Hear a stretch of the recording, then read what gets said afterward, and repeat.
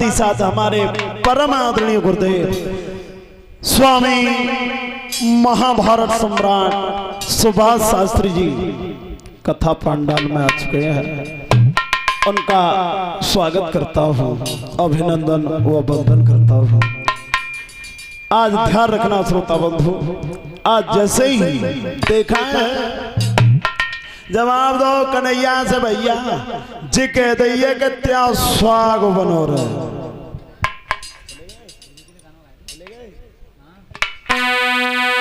और साथ ही साथ हमारे परमादरणीय गुरुदेव मंच आसीन होने वाले हैं, तो देखते हैं एक दो लाइन का कीर्तन। अरे खोले गए ताली बजाते हुए बोले सभी शक्ति ऊपर की ओर हाथ करके खोले गए